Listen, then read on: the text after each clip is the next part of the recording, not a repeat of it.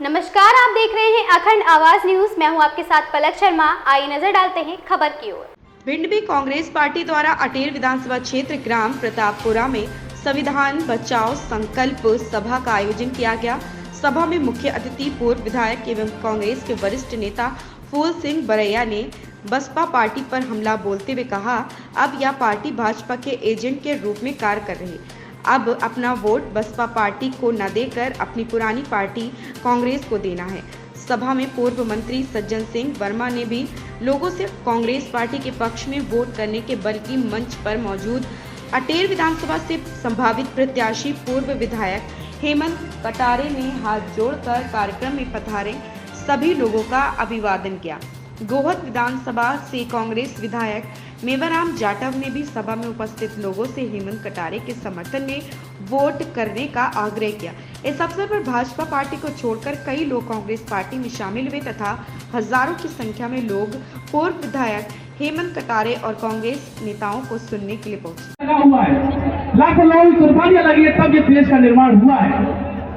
आज भारतीय जनता पार्टी के शासनकाल में केवल लोकतंत्र खतरे में नहीं है, केवल संविधान खतरे में नहीं है, लेकिन जिस बुनियाद पर इस देश की नींव डली, जिस बुनियाद पर इस देश को बनाया गया, उस नींव को खतरा है। भारत की जो मूल रूप से जो भावना बनी वो किससे बनी?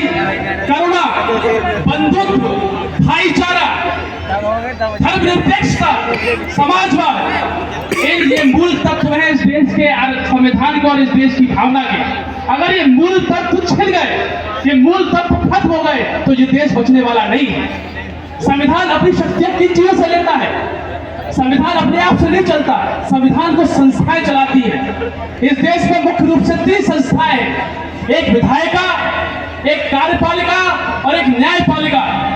आप देख लीजिए, विधायिका में देख लीजिए, मध्य प्रदेश में 2020 में आपके द्वारा जो वोटों से चुनी हुई सरकार थी, वो नोटों के द्वारा गिरा दी जाती है। और केवल मध्य प्रदेश में नहीं, इस देश में कम से कम 8 राज्यों की सरकार है, चाहे वो महाराष्ट्र हो, राजस्थान में प्रयास किया गया, कर्नाटका में किया गया, गोवा में किया गया, ऐसे देश की 8 राज्यों की सरकारें गिरा दी जाती है।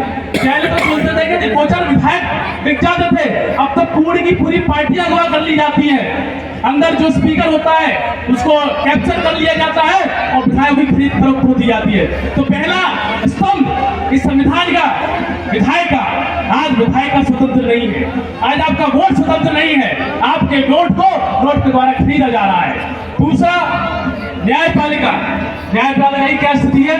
इस देश में पहली बार देखा गया, पहली बार हुआ ऐसा कि देश के सुप्रीम कोर्टों के माननीय जजों ने प्रेस कॉन्फ्रेंस करके देश की जनता से आह्वान किया होगा कि इस देश को बचा लीजिए।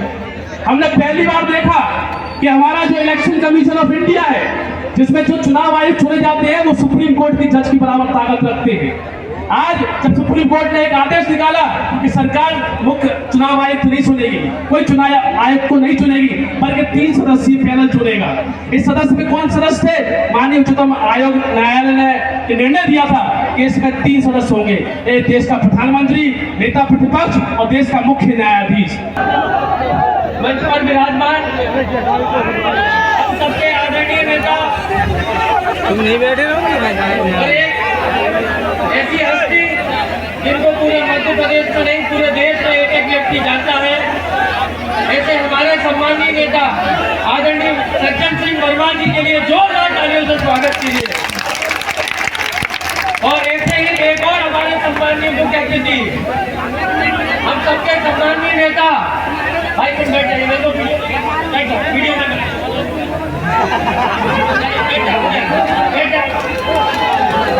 सबके सम्मानीय नेता और जिनने मुझे एक कांग्रेस के कार्यकर्ता के रूप में नहीं, दोनों रूप व्यक्त किए, चाहे वो आदरणीय सज्जन सिंह वर्मा जी हो, चाहे आदरणीय फूल सिंह बरैया जी हो, मुझे अपने बेटे के रूप में हमेशा आशीर्वाद देकर राजनीति को बढ़ाया। उनके लिए जोरदार ताली से स्वागत कीजिए। क्योंकि मेरे पिताजी के जाने के बाद मुझे यदि किसी ने वोट दिया है तो आप दोनों लोगों ने, मैं जीवन भर आपके साथ कभी जीवन में छोड़ूंगा नहीं। आज मन से आप लोगों को आश्वस्त करता हूँ। मंच पर विराजमान हमारे बड़े भाई गोहद के बहुत ही सम्मानीय नेता विधायक भाई मेवाराम जाटव जी, हम सबके बड़े लोकप्रिय नेता, मेरे पितातुल्य और इस जिले के नहीं, संभाग के नहीं, पूरे मध्य प्रदेश के बहुत ही सम्मानीय नेता आदरणीय हम सबके चाचा जय श्री राम बघेल जी के लिए भी जोरदार तालियां बजाइए। देवाशीष जलारिया जी बहुत ही हमारे लोकप्रिय नेता है, हमारे लोकसभा से चुनाव लड़ चुके हैं, इनको भी जोरदार तालियां बजाकर आशीर्वाद कीजिए। मेरे छोटे भाई और हमारे बहुत ही लाडले जिलाध्यक्ष भाई मान सिंह कुशवाहा जी के लिए भी जोरदार तालियां बजाइए। सज्जन कुमार वर्मा जी और हम सब लोगों ने बाबा साहेब अम्बेडकर की मूर्ति का अनावरण किया है। हेमंत कटारे जो आपके बीच में आपके चहेते नेता हैं और 2 महीने बाद चहेते विधायक बन जाएंगे।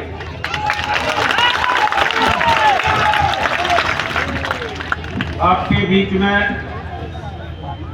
देवाशीष जलारिया जी हैं, जिलाध्यक्ष मानसिंह कुशवाहा जी हैं, विधायक लेबाराम जाटव जी हैं, महगांव से प्रमोद चौधरी जी हैं, हमारे साथ जसवीर सिंह गुर्जर जी हैं और सबसे प्रमुख रूप से मौजूद हमारे बीच में जय श्री राम बघेल साहब हैं, जिनका आशीर्वाद सभी लोगों को है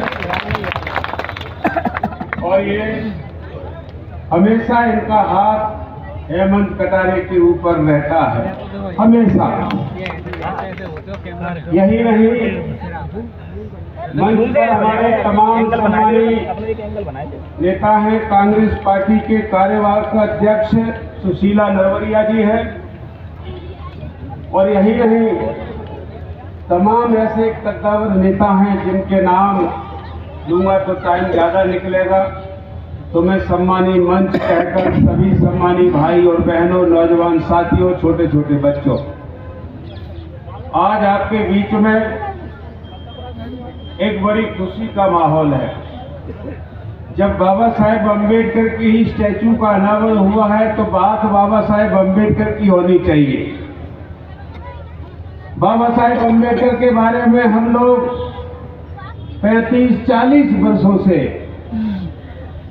जब हम लोग नाबालिग रहे होंगे, तभी से हम एक नारा लगाते थे कि बाबा साहब का मिशन अधूरा, कांसी राम करेंगे पूरा। लेकिन पूरा करते करते कांसी राम जी की पूरी जिंदगी चली गई और बहन जी आ गई तो उसने पूरा का पूरा